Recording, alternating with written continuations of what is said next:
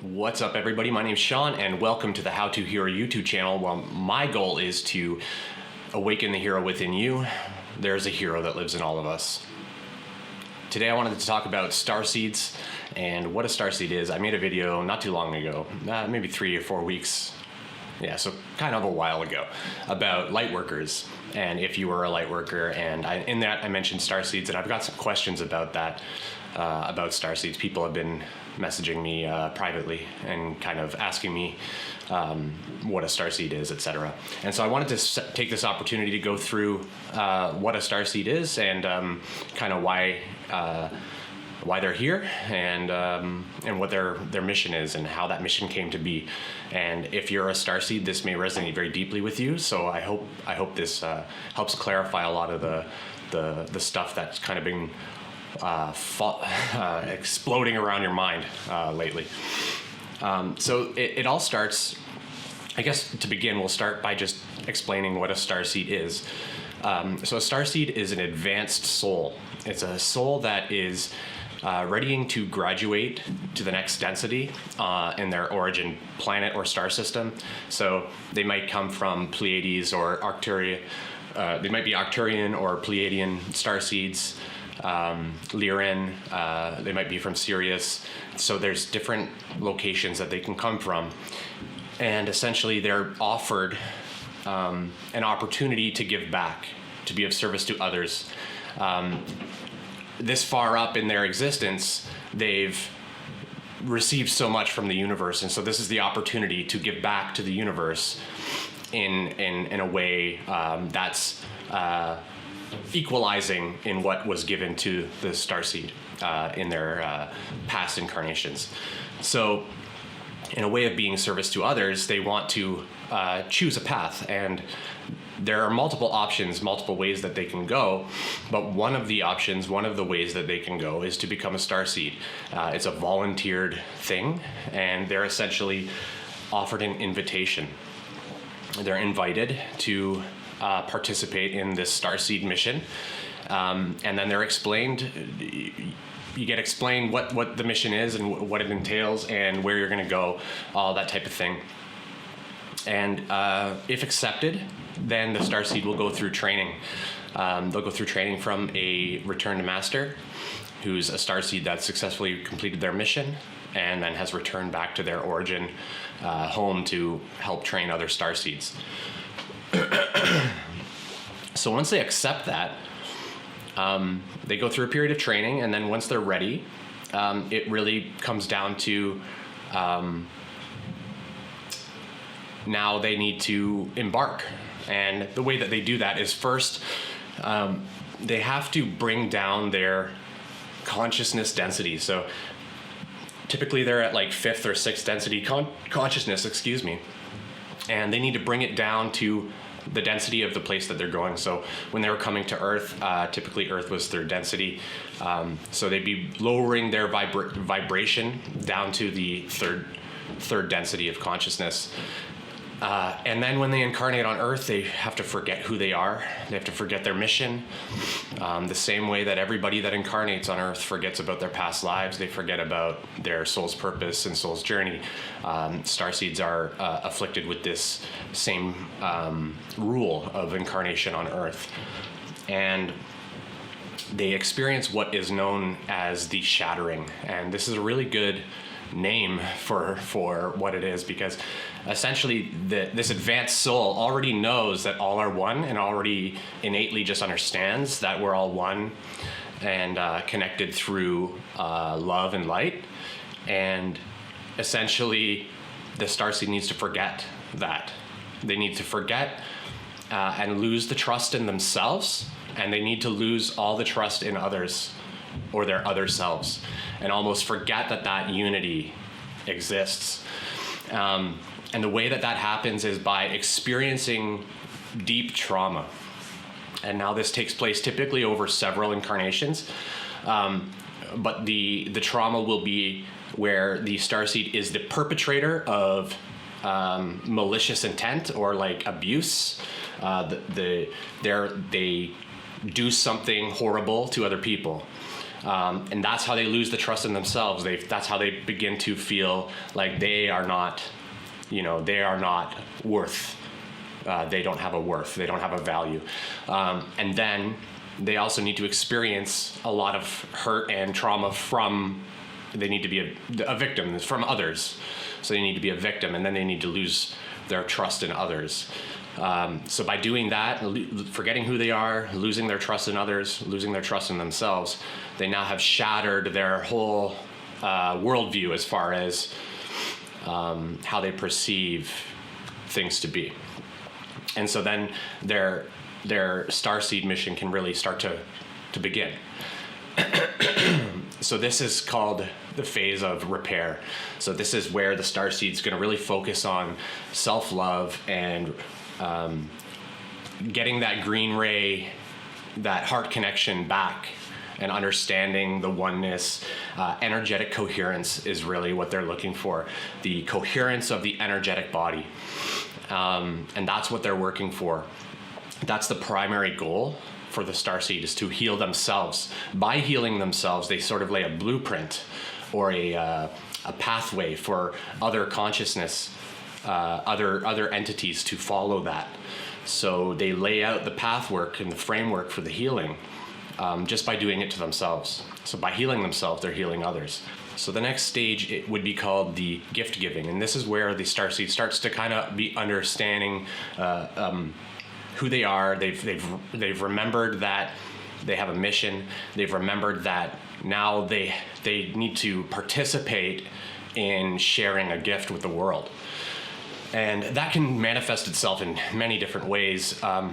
Most Starseeds will have talents. They'll have just born talents that they could use to express creativity, right? So when we're expressing creativity, when we're expressing that and in that flow state, that is a connection with the one infinite creator. That's connection with the divine source, God, the universe, whatever you want to say. When we're doing that, we're in alignment, like I keep doing this, we're in alignment with our purpose, which is to express ourselves and our truth without reservation. And so when we're in that flow state, like when we're drawing or we're expressing just without reservation, that's when we're in that connection with God, with divine. And as Starseeds, they'll have essentially like past lives where they were maybe writers or painters or something. So they'll have different talents that just really easily come to the surface for them. And they'll typically lean towards those talents to then make their voice heard, make their self-expression seen by others. And this is one of the ways that they share their light with the world. And so this is something that they'll do for a while. And essentially, once they've healed themselves and have full energetic coherence, that's when they're offered to return. However, Starseeds don't always want to return at that point. They kind of become acquainted with the Earth. They have a feeling of a need to continue. They know that the Earth could continue to use their help. And these are people and beings, I should say, that are very benevolent, and essentially their focus is on helping others and service to others. So if they have an opportunity to assist more, they'll typically want to take that opportunity. So even though this may end, this phase may end, and they're offered a chance to return, a lot of them will continue to stay and continue to work on things. When they're completely done with all of their gift giving and sharing and healing, this is when they go through the return. And at this point, they're basically offered options. They can essentially take a sabbatical and explore the galaxy and just kind of see what's out there. Or they can start to look towards their next path as an ascended master or a returning master to train more Starseeds. There's a bunch of different ways that they can go about this. depending on where they're polarized to, and also where they're, like how advanced their consciousness density is after the Starseed mission. Different pathways open up to them to be of service to others. And the service to others path at that density of consciousness looks very different than how we might imagine it here. Like, for example, our higher selves are an example of something like this, where they're giving us guidance from this place of seeing, of sight, where they can see all of the pathways, the quantum potentials.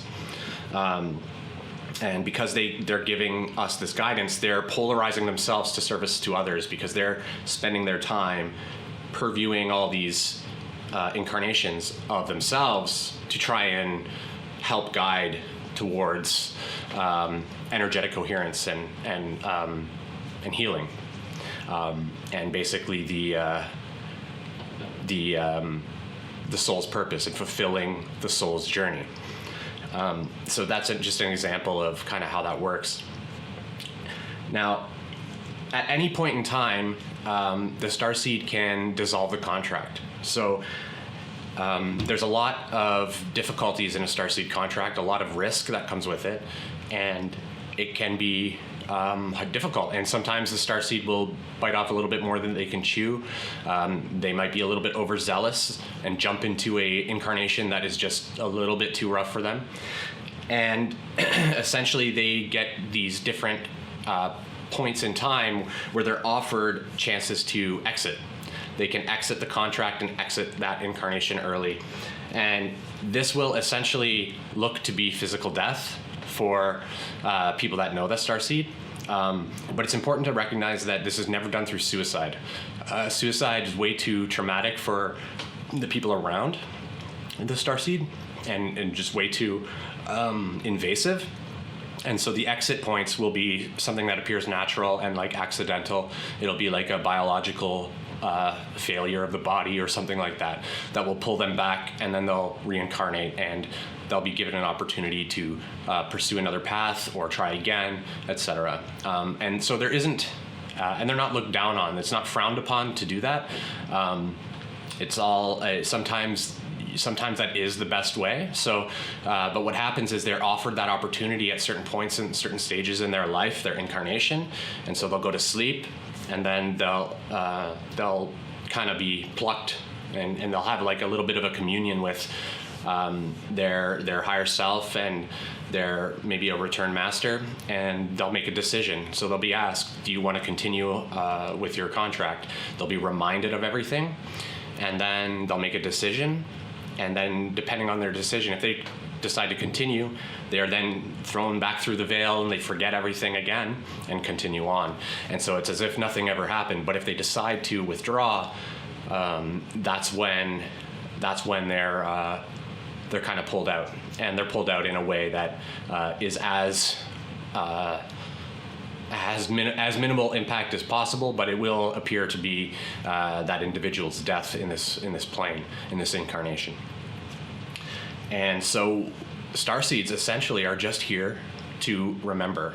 They're here to remember themselves and remember the oneness of all. They're here to shine their light and be beacons of light, much like light workers are here. The goal of a light worker is to, shine brightly, and that's essentially the goal of a Starseed. And so as Starseeds start to group up, there's going to be a lot of conversations around, well, I'm this and you're that, and that's not really what Starseeds are. And there's going to be a lot of identification with those labels. And as a community of people that are trying to help the planet and each other, what we need to do is break away from that. So we need to not take a focus on origins and not focus on any of that stuff. We are all one.